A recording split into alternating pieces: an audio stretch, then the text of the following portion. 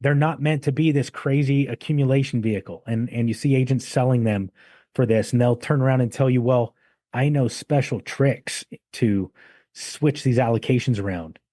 Shut the hell up.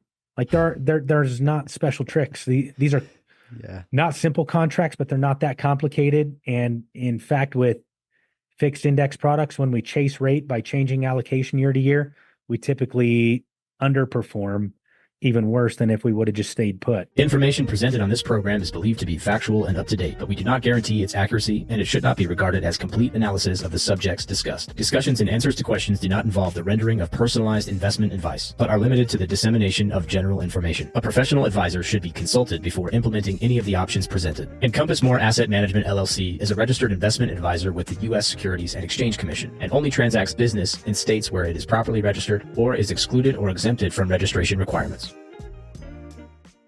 Hey guys, thanks for checking out another episode of the New Charm Wealth Management Podcast, where we help people learn how to engage more effectively with the financial professionals that they are working with around them.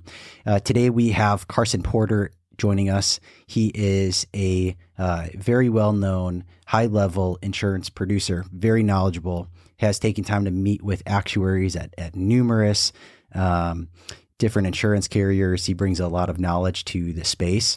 And so I hope as we talk through a couple of the things today around life insurance and what to kind of be aware of and some of the maybe myths or how to think through things, you guys get some value out of this and can engage better with whatever insurance agent you're working with, whether it's someone on the Ducharme Wealth Management team or somewhere else. Enjoy the episode. You're now spending your time primarily writing life insurance and annuities. Is that a fair assumption or representation? Yeah, we do. So we do life insurance and annuities. We refer a lot of business out. And so like this morning, I got an email back that one of the private placements I refer a lot of business to is closing down one of their portfolios. Not going bankrupt or anything. They're just exercising an early liquidity option. That was bilateral. Sure. And, they were like, hey, so here's the client you referred over. By the way, we're going to send them a refund. So it's like $4.5 million worth of initial client money that's been compounding at 15% per year for like 4 years. And so we're like, oh boy. So we've got to go remarket that now to a degree. But at the same time, like, we're not a financial advisory firm. Our job is to understand our clients' goals and help them if our products can help them accomplish their goals the best way, great. Let's help facilitate the purchase of those products. If not, how do we make the most appropriate recommendations to the other professionals they need to get that done? And so when I'm saying remarket on like private placement, for example, we'll probably go through a short little, hey, have your goals changed? Has anything changed? If it has, and we can help in-house, great. If not, we've got some other professionals we need to introduce you to. So we do a lot of that. And then again, we run this mastermind for insurance agents and financial advisors that want to sell more life insurance and more annuities, more profitably and more ethically. And that's kind of the focus there. So my time gets split pretty evenly amongst I guess those things, if that makes sense. Yeah. I don't know if I want to go down the private placement rabbit hole. Yeah. Right. It's such an ambiguous term. It's a hard one to cover Well, in a short amount of time. Yeah. And it's a pretty complex topic. Yep. I think I'm going to just push that one aside and maybe we'll come back to it later on. Okay. So tell me about when you say sell, so you help or train your agents to sell more life insurance, more ethically, right? What are the flaws that you're seeing in the industry that leads you to feel like you have a market for that? Right. Like no one goes out and says, I sell stronger hammers. It's just like you would assume there's a bunch of strong. You only do that if you think there's a bunch of weak hammers, right? So why more insurance more ethically? So I believe in capitalism. I believe in the free market, and I believe in what capitalism and the free market does. When things are that crappy, they either go out of business because nobody buys it, consumer confidence dies too fast, or they get regulated out of business. When we see financial instruments, and in this case, let's talk specifically about like life insurance policies and annuities that have a 10, 20, 30-year track record, 50-year track record, 100-year track record. I have a hard time believing that they are, in generality, crap. Now, there are crap ones in between, right? Just like any car manufacturer can make a whole bunch of really nice cars, but we have lemon laws for a reason, because you have crap ones in between. They come up with a crap model or whatever. So you have that. But I just believe that a plumber would have to be an absolute idiot and an asshole to look at their toolbox every day and say, hey, I have all these tools available to me, but I'm a pipe cutter kind of guy. So I'm only going to cut pipe, and everybody needs their pipe cut. Like, first of all, it's very suspect if someone's talking to you like that, looking you in the windows of your soul and saying that to you, right? But secondly, like, it's just stupid. There's this dichotomy in this split in the financial services world between getting rich and having a guarantee you don't end up poor. What I found in most things in life, whether it's that or the gal I was dating and the argument we're having, or whatever it is I'm doing in life, right? When we've got one story and another story, the truth is usually somewhere in the middle. And the middle happens to be where most of the financial instruments lie. So in the life insurance world, for example, we have a lot of folks that are like, only buy term and invest the difference. And that's right some of the time. But to sit there and say, hey, all permanent life insurance is a bad thing all the time, I don't believe is ethical, because now the people who needed it, wanted it, and it would have wholly benefited, don't get that opportunity to look further into it because they believed and trusted in your biased opinion too much. On the flip side of that, when we have folks saying, hey, buy whole life, buy index universal life or IUL, do infinite banking, everybody should be doing it. You shouldn't even have savings before you do this. It screws people just as bad out of opportunity, and maybe even worse in a lot of cases, right? And so when I say more ethically, I mean looking at the toolbox we have and making sure we find the right tool for the job. And if we don't have access or opportunity for the right tool, we do the humbling work that it is to build those relationships and make those referrals. Knowing that if we, like, it's so funny how many people are like, I'm an entrepreneur, I'm abundant. And then they go and try and shove square pegs in round holes because they're too afraid they won't feed their family if they don't write that policy today.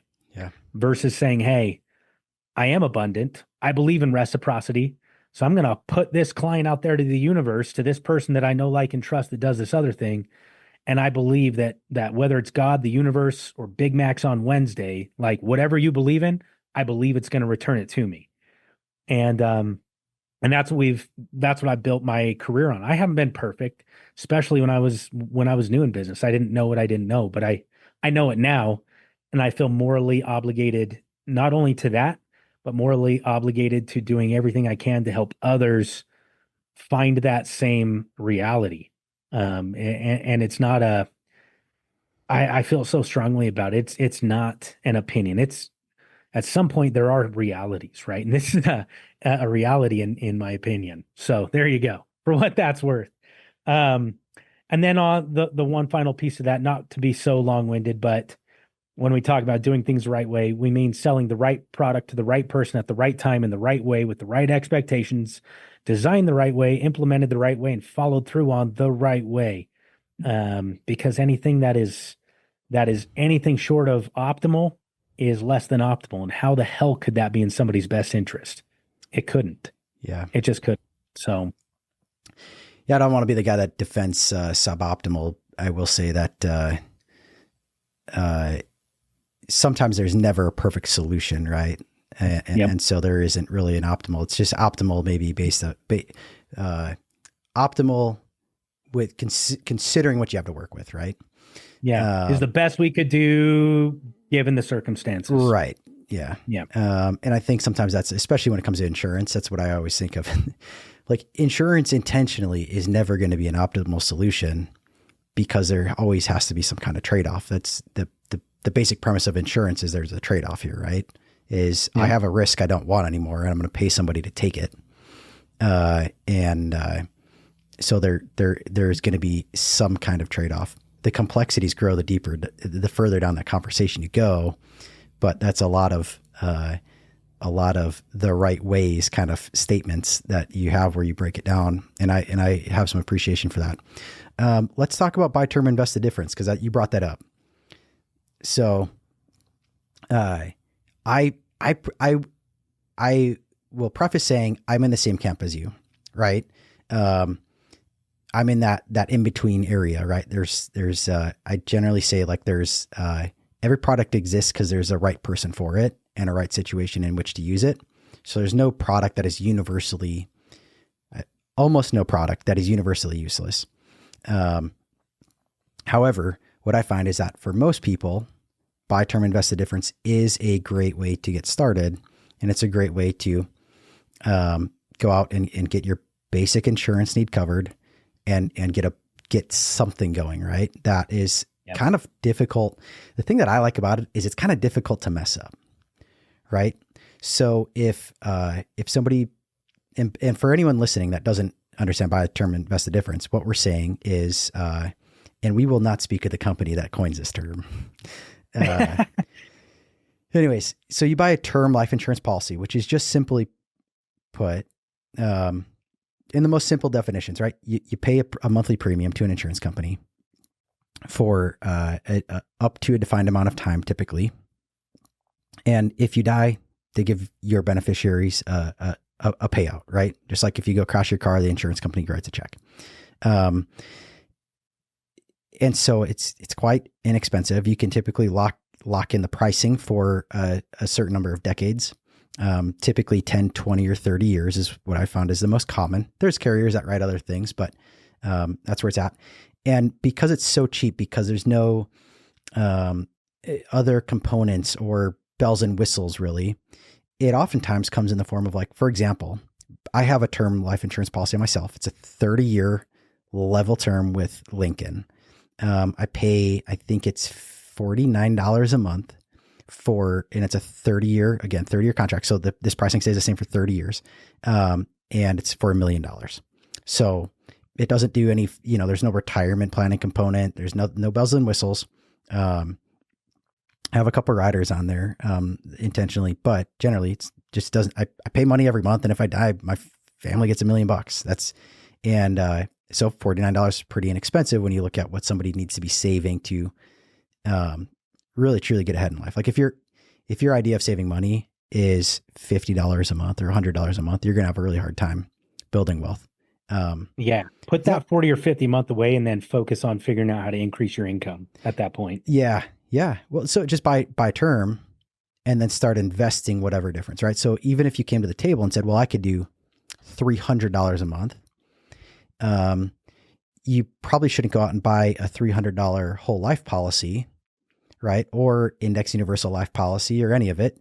Buy the $50 a month term in this scenario. I'm not quoting anyone specific, but in this scenario, right? Like $50 a month, and go invest $250. It's well below the threshold of contribution limits for like a Roth IRA. You're probably in a pretty low income bracket, so it makes sense to pay taxes now and start, growing money tax-free over time. You're likely younger too, which means the compounding effect of Roth dollars is going to be more meaningful. And when I say it's hard to hurt yourself or like do it wrong, right? If life changes 2 years in and you're out of a job, you just have to worry about paying the $50 and, you keep that policy alive. But if you have to pause contributions on a Roth IRA or something for a period of time, it's not the end of the world. You don't run the risk of your Roth IRA lapsing, and, Charles Schwab or Fidelity is not going to cancel your Roth IRA on you. Right. Yeah. What scenarios have you found that it becomes not the ideal situation? Help me understand your question a little bit better. So that's what buy term invest the difference is. And I think that's the case for most people, right? Like most people should be looking to that as their way to sort of get in the game, start things out. It's a great entry strategy. But where does it become, like what are the points that people should look for where they go, maybe I need something different. Maybe I need something more than buy term, invest the difference, right? Like, hey, Yeah. I got my term life insurance and I set up my Roth IRA and I was funding it, but now, now what? Now I have more income and I'm ready for the next thing. Cool. So let me hit on a couple things, I guess, leading up Sure. to that and then dive into that. So first of all, it is hard to mess up, yet somehow so many people and so many advisors still do mess up, buy term and invest the difference. Sure. And here's what I mean by that. There is such a thing as shitty term. There is such a thing as Okay. subpar, suboptimal term insurance. For the same dollars I'm going to spend on a term insurance policy that only pays out if I die. Okay, I can buy a term policy that's going to pay out 1 in 3 Americans between, what is it, like 30 and 55, 1 in 3. So look to your left, look to your right. One of you is getting cancer. 1 in 3 ends up in long-term care. Look to your left, look to your right. So again, I can buy no extra money out of pocket, a term life policy that's going to pay out for things like cancer, long-term care, critical illness, chronic illness, terminal illness, even if I don't die. Okay. And we've settled more claims on life policies through those living benefits than we have on death benefits in my 11-year career at this point. So I think that's something to note right there. You can buy term the wrong way. Can I interject on that? And buy a crappy policy, frankly. I sometimes am very fortunate to work with I don't write a lot of insurance, but I'm very fortunate to work with a high quality brokerage that does a good job vetting the products. I didn't even realize until like a year ago that there's companies that write crappy term and that people would actually sell it. I didn't even I was like, who would buy that? Who would even illustrate that? The number one company that says buy term and invest the difference. I've learned that, and I didn't realize that until I started reviewing their policies, and I was like, holy smokes. Yeah. And then in addition, their annual policy fee is literally double anyone else. So it's expensive, crappy insurance. And then they want to talk crap on how expensive and crappy cash value life insurance is. So anyways, I mean, quite the disparity in between, but yeah, to do it optimally, we want to do that. And then in addition to that, we even want to invest the right way, because we can go invest and whatever you invest into is totally up to you. But for example, if I was going to invest my money into like stocks, bonds, mutual funds, index funds, and I went and talked to an advisor and I've got $300 a month to put away, and over the next I'm young, over the next 5 to 10 years, life is going to change and I'm probably going to make some pivots with my investments anyways. And that advisor's like, man, I'm going to grab this $300 a month and shove it into what we call A shares and have a fee load on the front side and, decent management fee, but a fee load on the front side for this horizon that is really not that far out there. Again, is that suboptimal? Very maybe, possibly. So again, on buy term and invest the difference, there's a lot of ways to screw it up still. Yeah. But then to your question, how do we get to this point? Like, who's at that point where they might look at something different? Like, let's just say cash value life insurance, in my opinion. Okay. Whether it's whole life or IUL or VUL, or like we can get into whichever these policy structures, but whether we talk to, so the National Board of CFPs, the EA, financial professionals, worldwide respected financial professionals like Wade Pfau and others, they all agree on a few things. Cash value life insurance is not a way to build wealth in and of itself, first and foremost, okay? Yeah. Unless you're the beneficiary of the death benefit. So what is it? It's a lever for wealth we already have, or lever for a portfolio that exists. So we can use that lever in a lot of other ways, and we won't get into the complexities of like high net worth planning or advanced case planning. Let's just talk like the average mom and pop, right? Okay. Because that's kind of where the conversation was catered. Where might it make sense there? Well, again, National Board of CSP or of CFPs, for example, have come out and said that cash value life insurance and or annuities, depending on the blend and how it's used, work really well for the average American as part of their retirement plan in 2 points: as a volatility buffer for their retirement, okay, and or as a retirement income supplement or a bond alternative. Okay, so that's it. Those are the two: retirement supplement and bond alternative, or volatility buffer. So if you're looking at a portfolio, most financial advisors I've talked to, when we've looked at a portfolio and they've said, hey, this is how much of your portfolio you want allocated to maybe something like bonds. Typically, it for sure doesn't exceed 40%, but most of the time, it's even down around like, let's say 20% of a portfolio, especially in the growing years of the accumulating years of that portfolio, right? When you're young. Yeah. So when we look at when might cash value life insurance be a good idea? If we said we were going to use it as a alternative for bonds, okay? And again, this is over time. This isn't even over 5 or 10 years. This is over a 20, 30, 40-year lifespan of this policy, because these policies are front loaded on fees.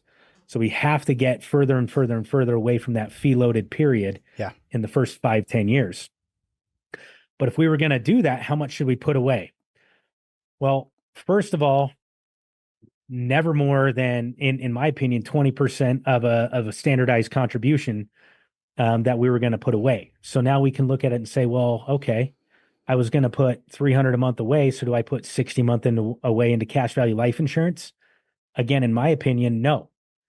And this isn't how I was raised in the business, by the way. I was raised in the business like, hey, if they can do 25 a month, find a way to cram it in there.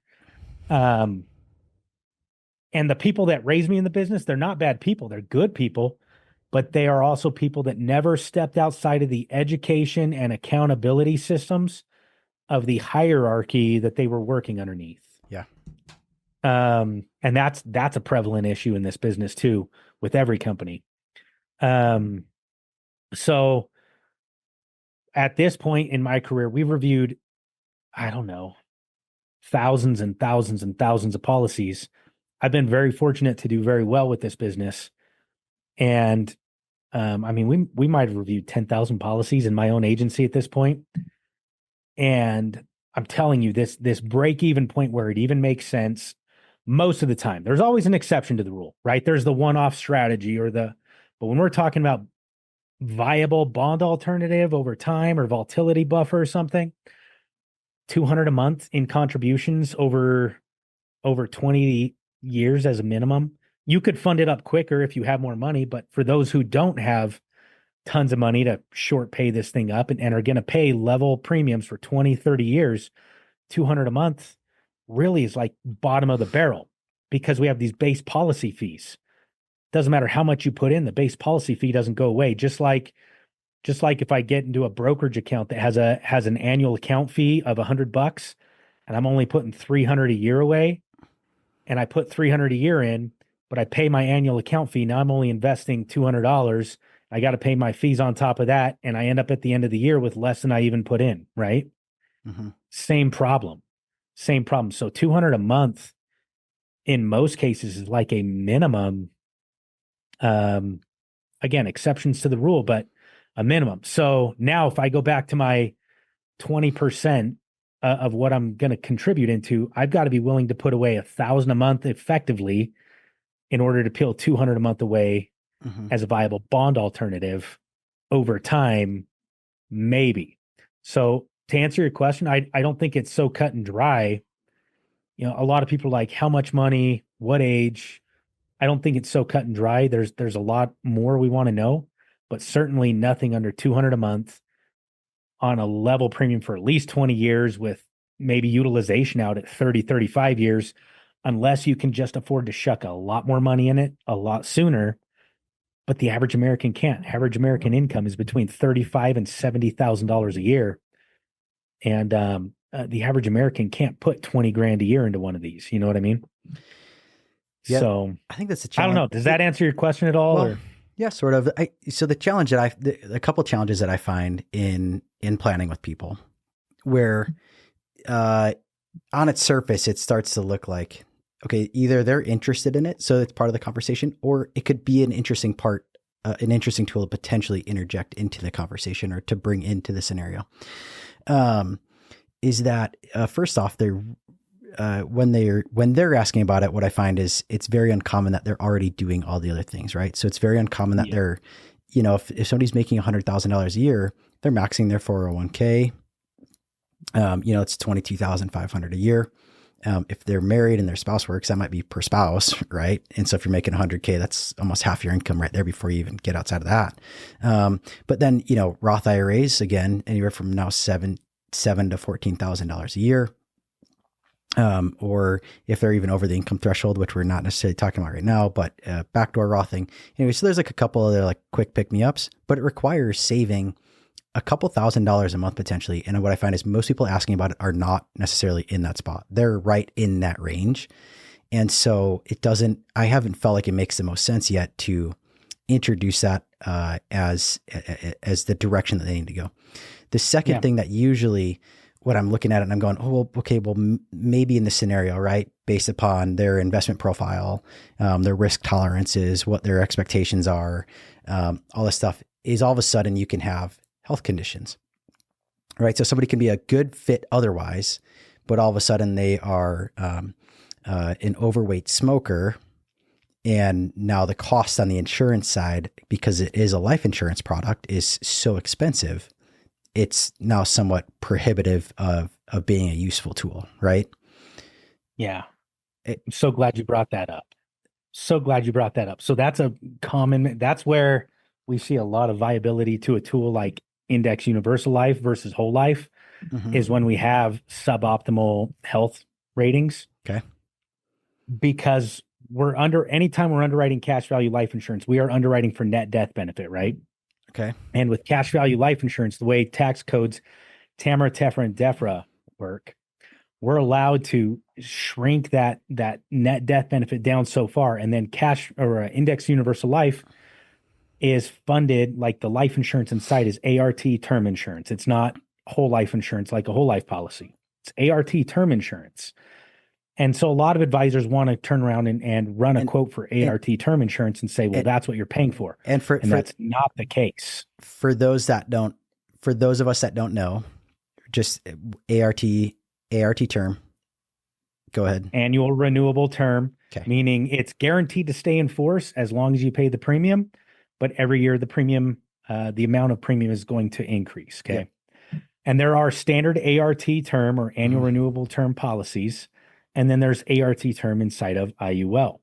And the two are the same, but they are different. So inside of your Index Universal Life, your term tables, they use a different term table, a different pricing table on that. And it is pennies on the dollar compared to a traditional ART term policy.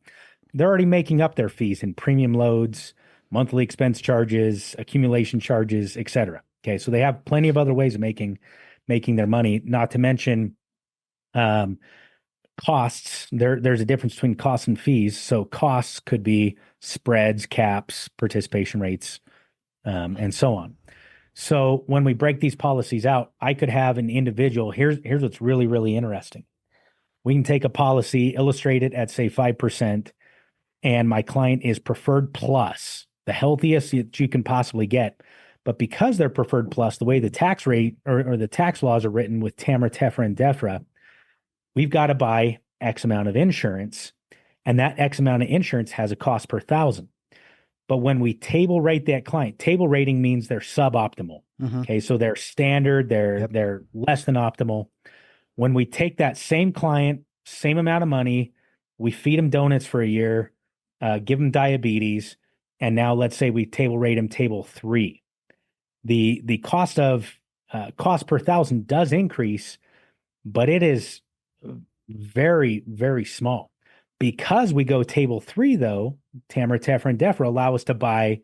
So we might increase our overall cost load on cost per thousand by, say, 10 or 15%. But we're able to reduce the amount of insurance by like 50 to 80% at that point. So we can buy if somebody was putting in, say, $1,000 a month and it was going to force $500,000 in life insurance per tax codes, we go from preferred plus to table 3, and all of a sudden that same $1,000 per month, we may only have to buy $70,000-$80,000 in life insurance at that point. And so the cost per thousand is a little bit more, but the overall life insurance is significantly less, and it'll actually drive better performance in the policy. I actually just did a review last week with a client who's table rated, and his policy has probably outperformed his illustration We've always been a little more conservative on our illustrations than a lot of folks, but he's outperformed his illustration more significantly than any of my other clients. And he's at table 4, actually. Wow. And it's done really, really well. He's done well. He's followed through. He's done all the right things for 7, 8 years now, 8 years. Mm-hmm. And it's just worked really, really well. But yeah, that table rating. So when we're doing cash value life insurance, the rules kind of change a little bit. Again, go back to if we're doing it the right way. If I'm an asshole that wants to maximize my commissions all the time, then I'm going to take that increase, sell him the same amount of insurance and just make more money. Or sell him 10% less and make the same amount of money, or whatever the case may be. But no, what an opportunity for me to compress that policy. And specifically with universal life, we call it the corridor, compress the corridor on that policy and put him in a much more optimal situation cash value wise, which, by the way, is, if you were going to buy a cash value policy, there's some exceptions to the rule again, but 99 out of 100 times we're buying it for the cash value. So optimal is optimal and not is not. So I don't know. There you go. It's a really good perspective, especially considering the underwriting conditions of that. You also have different underwriting types. So again, optimal versus non-optimal. You have morbidity underwriting and mortality underwriting. Yep. And sometimes it makes sense to underwrite on mortality, and sometimes you get further underwriting on morbidity. Different companies have different underwriting tables. And then some companies will underwrite on either. They'll usually underwrite like morbidity though, but you can come back and say, hey, morbidity says diabetes makes your life hard. Mortality says properly managed, you can still live a full, long, healthy life with diabetes. Right. Mm-hmm. And so you can go back to that same company, get some exceptions on underwriting. So that's where a good agent comes into play, is knowing when and where you can pull those levers on a policy. And now I can get a client, even on term insurance, a better underwriting outcome than they were going to get. Yeah. I will never dispute that a good agent brings value to a situation. Okay. Help me understand. Let's move the conversation to annuities. Are we ready to move on from life? I think we can beat we can beat life insurance conversation to death. There is so much to talk about. The volatility buffer thing I want to potentially come back to, but I think that can be part of an annuity conversation here too. Right. So, when you talk about more annuities, more ethically, where are you seeing issues in the annuity space? Oh my gosh, I'm so glad you asked that. So, do I sound like a politician yet? No, you have to tell me you were raised in a middle-class family first. Right. Was raised in a middle-class family. Let me change my accent for every audience I'm in front of. No, I digress. So we see lots of issues with annuities, frankly. We see annuities being positioned as, hey, this is basically just a CD when we're talking about multi-year guarantee annuities. No, it's not. It earns fixed interest, competitive with a CD, most of the time better than a CD, marginally, but there's give and take on that as well, right? So it is entirely different. We see annuities. Let's talk about some of those differences real quick, because I think that's a pretty fair comparison that some advisors will use to help their clients understand what a multi-year guaranteed annuity is. Obviously they're different, right? But I think from a concept standpoint, I myself would be guilty of doing that in the past. So I'll give you an example. I actually had a client. So I helped somebody that their kid brought them in, and mom and dad had $400,000. They were going to put it in a CD at the bank. And at the time it was going to be a 2% interest rate. They were going to do a 3-year CD at 2%. And this was in 2022, right? Like right before interest rates really were coming up in the banks, but they had already started going up. The Fed had already started raising rates, right? So we looked at it, and we could do a 5-year multi-year guaranteed annuity. They ended up with a 5.25% for 5 years. And they had a rider on it that was a guaranteed return of premium. So at any point, and we only ended up doing 200,000, but at any point they could surrender the interest they've earned and just get their $200,000 back, right? So if something drastic changed in their life that they were going to need the cash back, they could get it back. And I helped them. The way that I kind of explained that to them and help them understand is like, hey, this works like a CD where you were going to put your money in the bank. You were not going to be able to touch it, right? So to speak. If you do access it early, it's going to require some kind of, you have to give something up, right? And I said, so the annuity side, in this case, you would give up your interest earned, but you could just get your cash back. And you just get a better rate on this for 5 years than you would on the bank. I felt really good about that conversation. Everyone involved felt really good about that conversation. Is there something that I missed in that conversation? No, I think you did a good job with it. We've seen, in fact, the Utah insurance code expressly forbids. So like you cannot put up a billboard per the Utah insurance code that basically says, like, directly compares annuities to CDs. Okay. So it's expressly forbidden. And for why? And it's because the majority of annuity contracts, you can buy riders, you can tune into functionalities, but the base contract does not provide. So we have liquidity and leverage on like a MYGA versus a CD. Okay. That are kind of two of your big pieces. And on a CD, so with your MYGA, you bought a walkaway feature, right? Sure. I can just walk away from my interest, get my principal back. On a CD, I can still surrender at any time. And typically I'm walking away, but I'm only walking away from interest in my segment.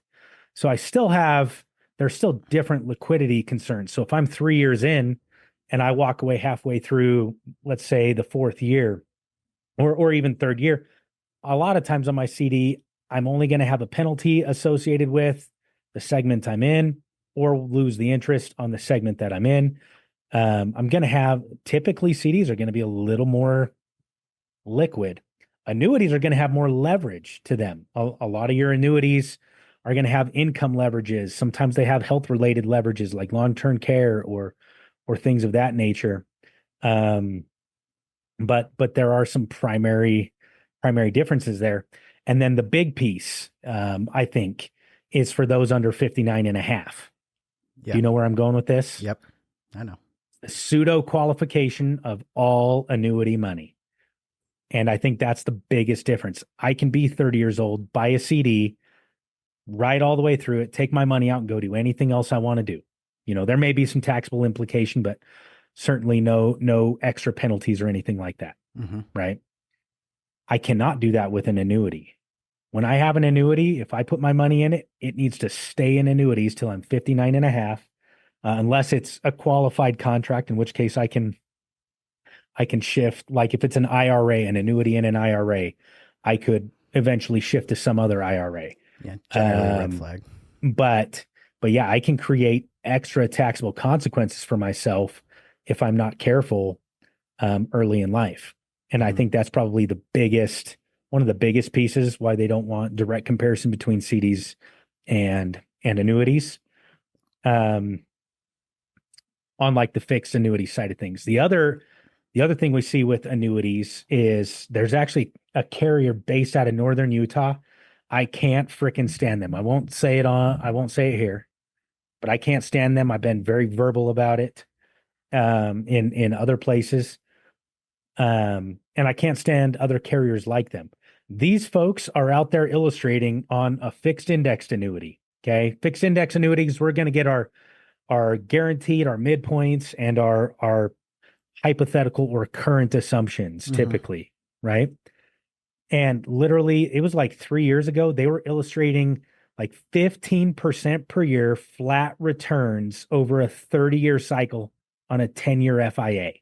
So even out of contract, they're illustrating 15% per year. Of course, these annuities don't. It was a B- rated company, not even a quality company. And then you have agents out there believing it. Well, the carrier said it would do it, so it's the carrier's fault if it doesn't. No, it's your fault for being a dumbass that wasn't willing to spend 2 minutes on Google to learn about things like rate integrity, to learn about things like illustrative rate integrity in the first place. And so we see a lot of excess there. The best I've found when it comes to fixed index annuities are always going to have your declared fixed interest rate option for a year, right? Might be 2%, might be 5%. But I've got a really good friend that works at a very high level with multiple carriers on product design. And he explained it to me like this. Anytime we have a standard index, not a volatility control index or hybrid index, which let's not even go down that rabbit hole right now. When we have a standard like S&P 500 based index on an annuity, we are designing that index between caps, floors, and participation rates. We're designing that index to outperform the fixed rate at any given time by somewhere between 1 and 2% per year, and that's it. So if your fixed rate is 3%, your index allocations are designed to return on average 4 to 5. That's all. Not more, not less, on average. You may have some years that are less, but you may have some years that are more than that as well, right? So on average, but that's all they're designed to do. They're not meant to be this crazy accumulation vehicle. And you see agents selling them for this, and they'll turn around and tell you, well, I know special tricks to switch these allocations around. Shut the hell up. Like there's not special tricks. These are not simple contracts, but they're not that complicated. And in fact, with fixed index products, when we chase rate by changing allocation year to year, we typically underperform even worse than if we would have just stayed put. But again, I digress. So these are baseline. They're meant to, an annuity, in my opinion, is meant to extrapolate income. It's a life insurance policy. So a life insurance, and that's why life insurance companies sell annuities, by the way. Standard life insurance is meant to protect your beneficiaries, your estate, etc., in case you die too soon. That's what life insurance is for, to help cover debt, to help cover income needs, and you can even use it to create an estate, which is fine, but it's there in case you die too soon. Yeah. An annuity is there in case you live too long. It protects you. It protects your income from you. What if you live too long? And that's where I find the ethical use of annuities, when we're selling them based on the guarantees for exactly what they are, And that's where we're at. So. I like to think of it when I'm planning with people. I like to think of it more akin to just buying a pension. I try to avoid the conversations around, the fancy bells and whistles and the caps and the floors and the this and the that's, not to say that I don't disclose any of that or talk about it, but if we go back to kind of feature benefit, the primary thing that I've used an annuity for when I write them, which is not super often, I'm not a very annuity heavy advisor, is what is an income need that I'm trying to solve? And does this annuity solve the income need? Right. And if it doesn't solve the income need, like if you put that in front of a client and they go, well, that doesn't provide the income stability I was looking for, or that, I don't like that income number, then anything else that annuity is doing, pretty much in my opinion, is in most cases, right? Going back, there's always kind of that exception, right? There, whatever, complexities, but in general, like it's not, you gotta move on. Like it's not the use case for the annuity to say, well, I know it's not the income you're looking for, but right. It's like, that's the table stakes of an annuity, right? Is it has to provide the income, barring at least on an index annuity or a SPIA, single premium, income annuity. Multi-year guaranteed annuities are kind of maybe a little bit different there. But it's interesting. There's a company out there that they don't even offer income riders on their index annuities, I found out. And I'm like, well, what gives? And they said, well, just everyone sells them for, this like accumulation vehicle. And I'm like, what? But if you're not going to turn on income at some point, what's the real purpose here? Because it doesn't have the liquidity the same way that an IUL might have, or a whole life, or whatever. It certainly doesn't have the liquidity that, like, say, a brokerage account would have. It doesn't have the liquidity that just owning a bond directly would have. But you have this kind of goofy risk return profile, but you have to stick with it for 10 years. So if you have 10 years to stick with something, you probably can do pretty okay in a lot of other investment opportunities, right? What's the, I don't know. I just, it was kind of interesting to even hear that they did that. But what's interesting is the same company has advisory, index annuities, right? So there's no sales charge on it, like, or no, now you're never going to see a sales charge on, from the client side anyways, right? It's just a commission that the insurance company pays the agent in kind of on the back end. Good advisors will disclose what that is up front and help people understand where conflict of interest might lie. But, they don't have, because they don't have to build that in, and they just run an advisory fee on those. The surrender charge actually on those, I learned, is down closer to 5 years typically. And they also have a pretty reasonable difference, it seems, in the cap on something like an S&P 500 point to point, right? I'm not saying that's a perfect solution, and I don't know much about them, learning, but it's just interesting to hear that there's so many different options out there on the annuities now. They're oftentimes complicated. I think they're complicated.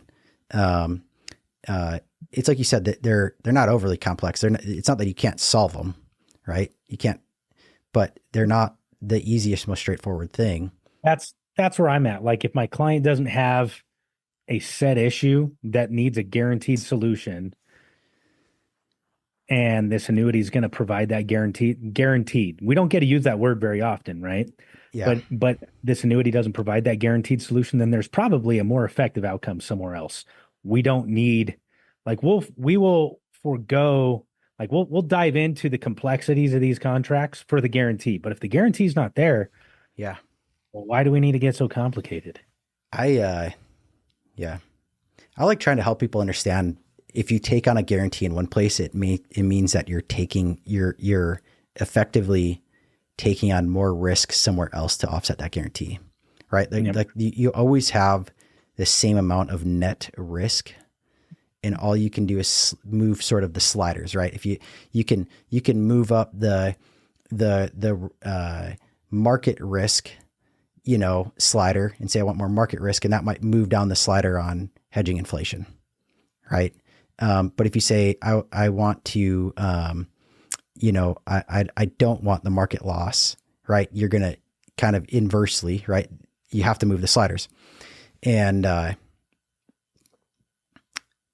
so when we talk about guarantees, especially like an unguaranteed income, one of the things I talk about is I try to help people understand, if you buy a product that has a guarantee, like a level payment, right? So you're going to turn on income, you are taking on, there's a guarantee that you'll never not get the paycheck, assuming the insurance company doesn't go under, right? Because if it, look, if anyone's listening and you don't know this, if an insurance company goes under, which is so statistically unlikely, especially a quality company, you do technically, there's not a guarantee backing your guarantee per se.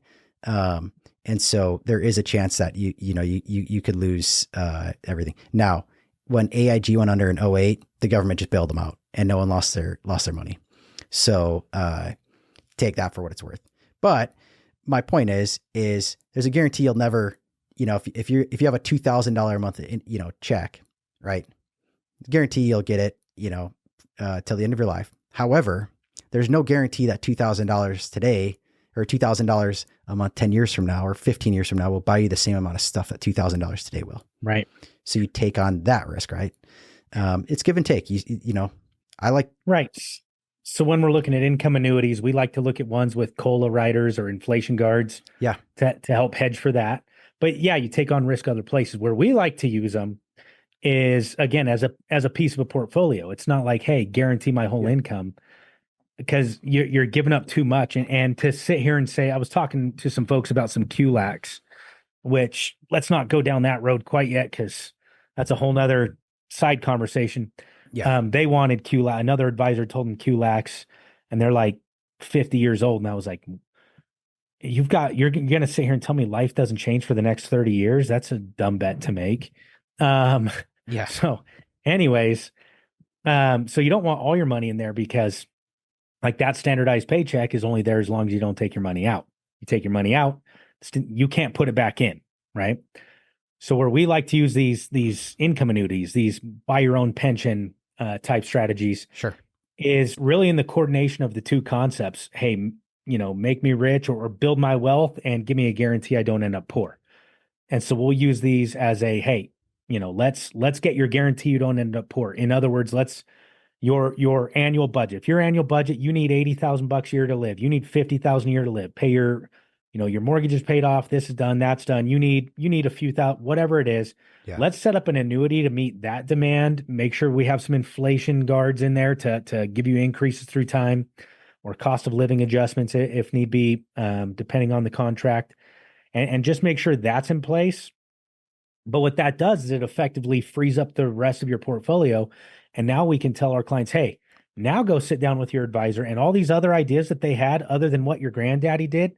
Now it's time for you to start maybe listening to them, because even though your granddaddy didn't do that, your granddaddy didn't grow up in this world, right? You have your effective outcome guaranteed now. You're not going to have to go push shopping carts at Walmart. It's okay to go, not necessarily take on more risk, but it's okay to go try different things, I guess, in coordination with your financial advisor and your tax planner on some of these other pieces of your portfolio. Mm-hmm. And again, most of the time, we're talking like 20 to 30% of a good portfolio should guarantee that effective outcome. They have the rest of their portfolio that they can go continue to build wealth with, continue to, find mechanisms to pass into the next generation, continue to, be charitable with, and all these other things. And they don't have to worry as much because that check will be there. And so that's a good piece. That's how we like to use them. Yeah. I'd say some of my wealthiest clients came from one of two situations or scenarios that I've observed, generally speaking here.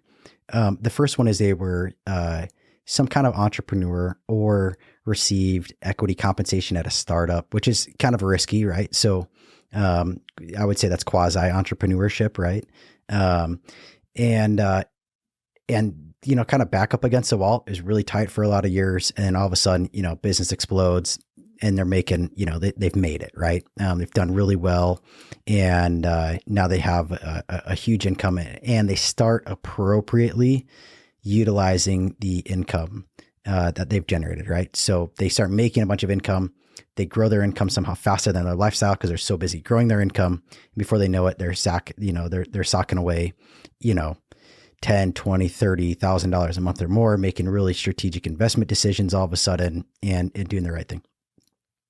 Or the windfall drops on their lap of selling the business, right? So entrepreneurial side.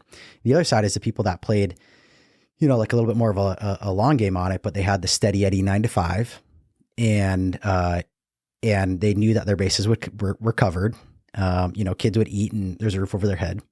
And then they behaviorally went and took a ton of risk with any money they could put together outside of that, right? And I have seen some stuff play out really well for people. I have talked to people that have tried it and it did not work out. And it was, it's sad. There's no guarantees on that, but that's where I've seen a lot of wealth created, right? Is entrepreneurs and or equity compensation from companies that go public. Or just people that had the steady Eddie 9 to 5 and took a lot of risk outside of that to make it pay off. And that's sort of, I feel like what you're kind of saying your use cases for on the annuities is if somebody's okay, they've went through a lifetime, they've put together some money and some wealth. Well, now you can use a portion of that to recreate that steady Eddie 9 to 5, right? Recreate that baseline. And then you got to use the rest of your money to go take, and I'm going to interject the word prudent here, take some prudent risk to, hopefully propel yourself forward in wealth to the next level, right? On that journey. That's exactly it. Because what do like the popularism is that the older you get, the less risk you can take. So more of your portfolio ends up shifting over to bonds and bonds and bonds and bonds. But then you end up in this scenario where are we outpacing inflation? Because now you got 80% of your portfolios in bond, or 80% of your portfolio in bonds, or 100% in bonds and CDs. because, oh, I'm too old. I can't write out another economic correction or whatever the case may be. But what if that same individual, the reason they have to do that is because they no longer have the ability to go earn an income regardless of what savings and investments are doing, right? But what if that income was just still there? Then could they write it out if they needed to? Yeah. And the answer is, of course, yes. And that's kind of the scenario we're creating. So I think that's a great way to put it. Can I just bring up for a second that one of the easiest places, I believe, in a portfolio to create alpha, the easiest place is on bond side, right? Mm-hmm. And the bond market, in my opinion, has been largely manipulated by the federal government and all the QE we went through. I don't think that's like a fringe thing to really say. I think most people would agree, right? Like, but you can do really well on making bond alpha, right? And it's not that it's complex, right? It's not something that whatever, Joey off the street just, like reads an article and boom, he's like making alpha in the bond market. But it's not too hard to be just positioned in the bond market in a way that aligns with your goals and objectives.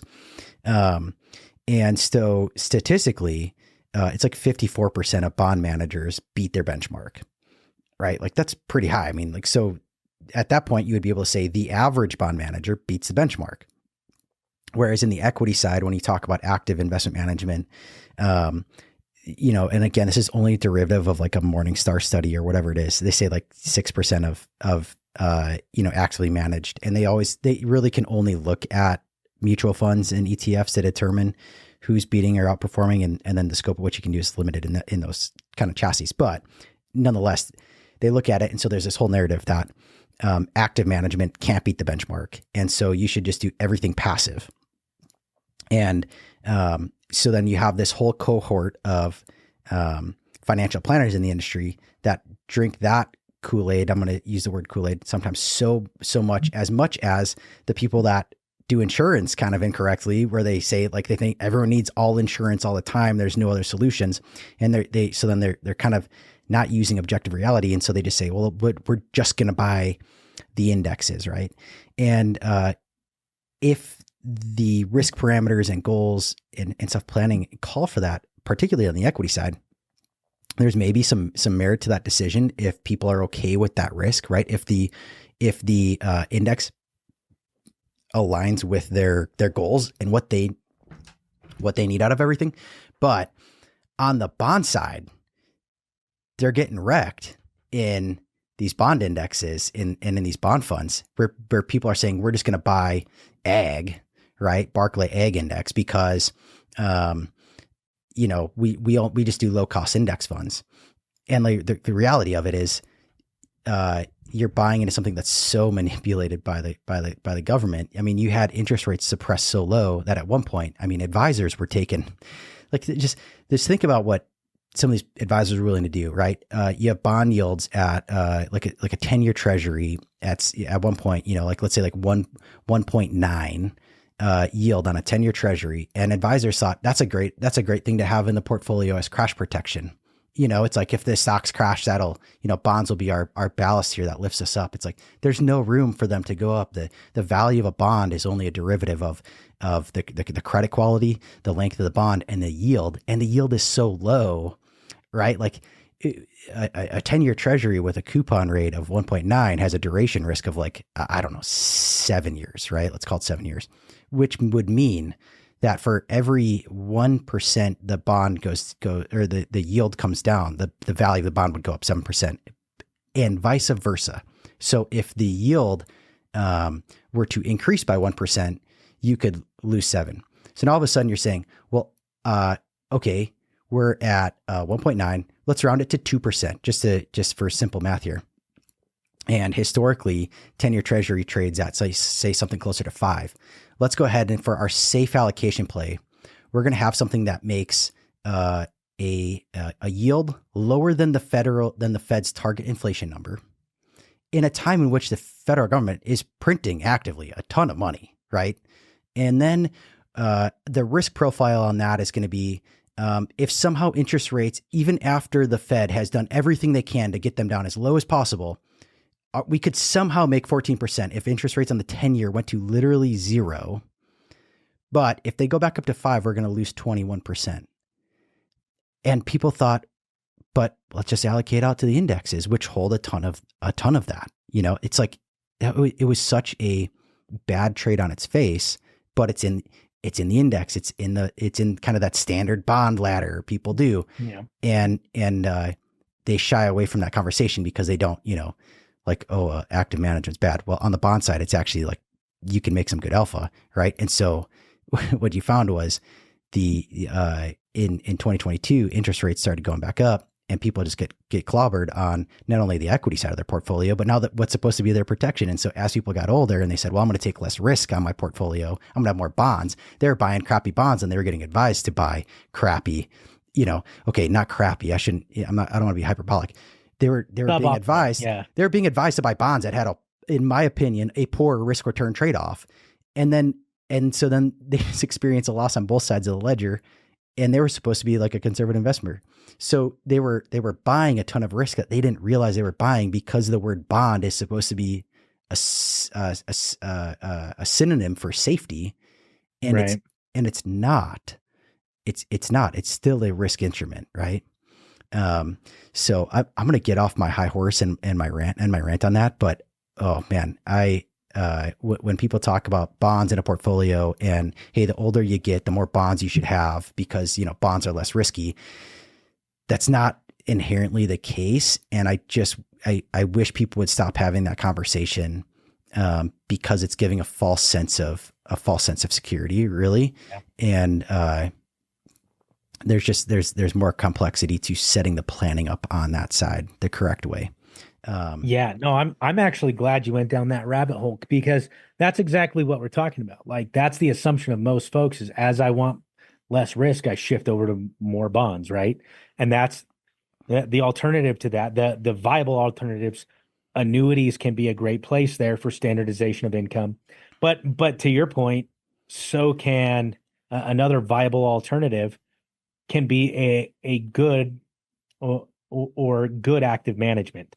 And by good active management, to have quality active management, you are not going to get that when your manager, when the only thing they have is like, some A-share index funds or something like that, or A-share mutual funds. Oh, let's be real, bro. The A-shares usually are not index funds. I'm just saying, you are not going to get quality active management with somebody that just has a hammer. Well, they can't. Somebody who just has a hammer, everything looks like a nail. And when everything looks like a nail, everybody gets screwed, right?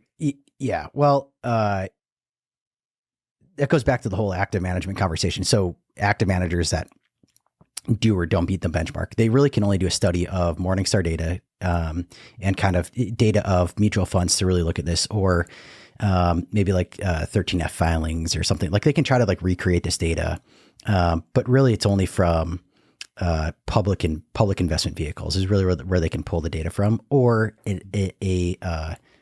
something like a hedge fund that has to do some, or they either voluntarily or have to put out some kind of performance reporting. And so what you find is you find there's, and I'll tell you which fund offline, but there's a fund that in the early 2000s, and it's a very common fund nowadays. They did really well. They actually did really well compared to the S&P 500, and for a period of time beat the benchmark. Really, I mean, they really did a nice job. They really good risk return profile. Under the hood, they were actively picking stocks, and as this fund, the downfall is they did pretty good. They did fairly well in 2008, and so then it became the story of they do have an A share. This fund is in a lot of 401ks. This fund is commonly sold by broker dealers and people that, because it does pay a big front load commission for the guy that sells it to you. They became so big and had so many assets that they had to change the way that they were doing. They brought in more portfolio managers, right? And there's more portfolio managers in there, and the fund kind of changes that way. And then what happens is say you're managing a fund that is, $100 billion. You can't just say, well, I want to buy a big stake in this company. We're going to do it today. market's down 3%. Let's go ahead and scoop that up, right? You can't make kind of a strategic tactical decision that way. And so what you end up with then is what I call the closet indexers, which is just where a fund goes, well, our benchmark's the S&P 500. So we're going to just buy a lot of stuff that's going to be really close to the S&P 500. And that way we're going to just be secure in our position in that. We'll never be too far off. We'll never be so far off that somebody needs to do something different. And we can keep collecting our fee in the fund. Because if we underperform, it'll only be by a little bit. And if we overperform, then we can go say we outperformed. Because no one says, well, how much did you outperform and how much did you underperform, right? And so it's just, they're closet indexers. But people will go out still, and because they know that if a client got wise to the fact that every time they called and said, hey, I'm going to make a trade for you, but it's going to cause another 6% commission for me every time I turn your portfolio over here, right? People would be like, dude, stop calling me, right? You're like kind of ruining everything because you're trading away any gains, generating a commission for yourself. And so they say, well, I'll sell you a mutual fund.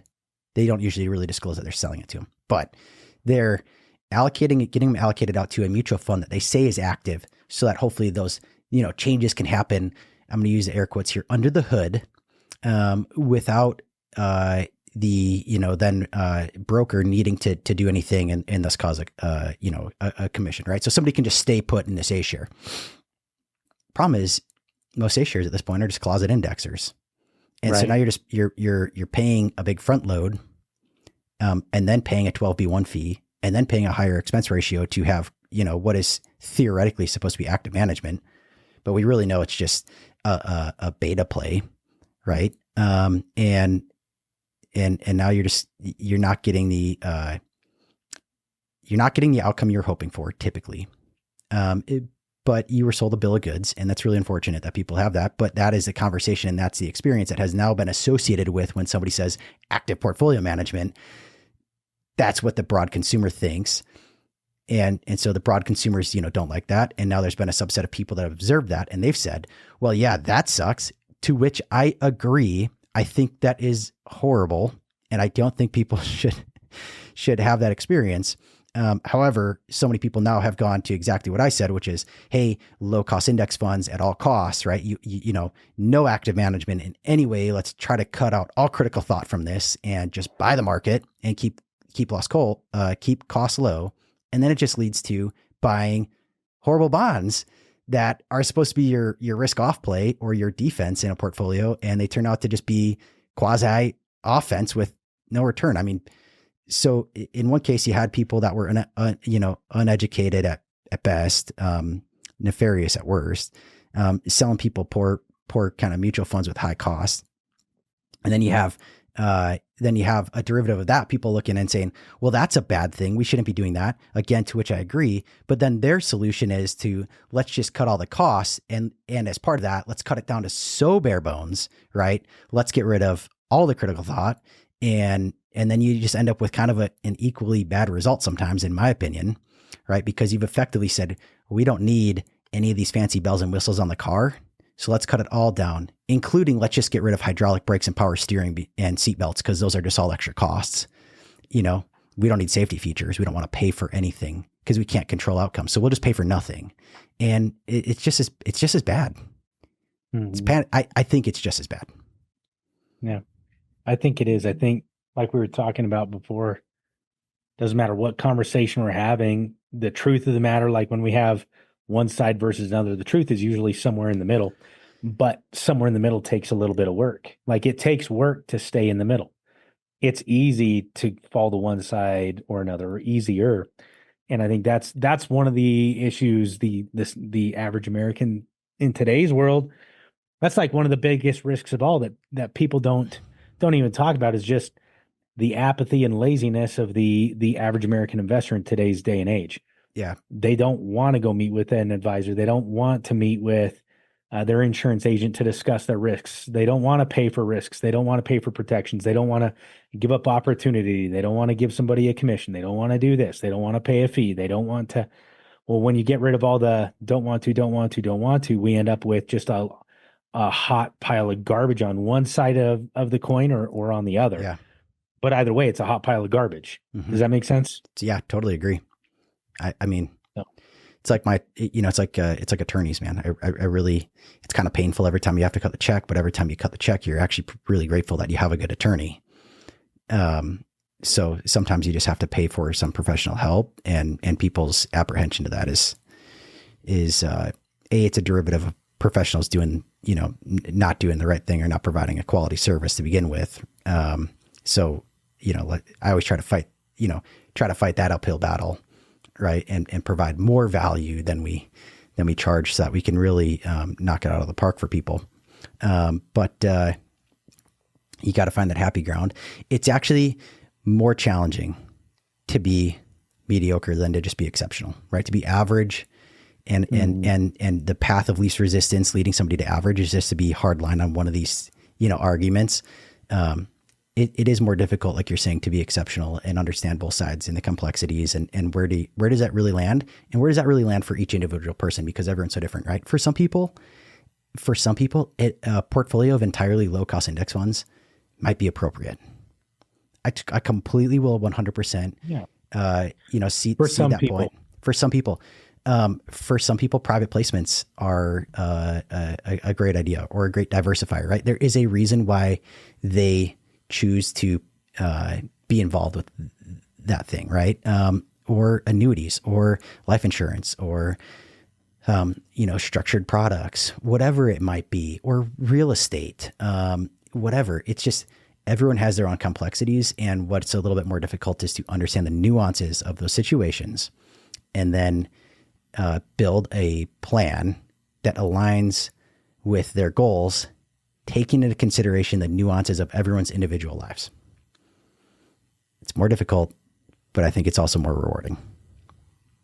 Yeah, I know it's more rewarding, and I don't know that it's more difficult. Like, what's more? You always hear it. What's more difficult, to get up and eat decent and get a workout in every now and then or whatever, and live a somewhat of a healthy life, or to live your life as an overweight diabetic your whole life? Like, pick your heart. The flip side of that is, I'm so afraid of being diabetic, let me just never eat. And so now you get to live your life as an anorexic, fighting that battle and disease. And I've known some people that have fought that battle and disease as well. So it's like, what is the hard work? Yeah. I think hard work is perception, but for some reason, people have this fear. They have more fear of doing the work than they have of the suboptimal result that they'll get from not doing it. And that's a travesty. So, yeah, well, we are running out of time. I gotta get running, but I appreciate you taking time to hop on, Carson. Obviously you do have an insurance, agency. You run it out of, you're based up in Idaho, but I think you work with agents across the country, correct? Yeah. So we're based out of Idaho. We service right now our whole firm across all of our firm. We're 49 states, in some foreign jurisdictions, and then we coach, mentor, and train about 5,000 agents across multiple countries. So if somebody wants to reach out to you or get in touch with you somehow for additional, guidance or context on this conversation, or they're looking for some coaching on how to better serve their clients, what's the best way to get a hold of you? On any social media platform, you can find me at cporter389. Or you can just send me an email, carsonp@revagencysyndicate.com. Cool. All right. Well, hey, I appreciate you hopping on and look forward to getting back together again soon.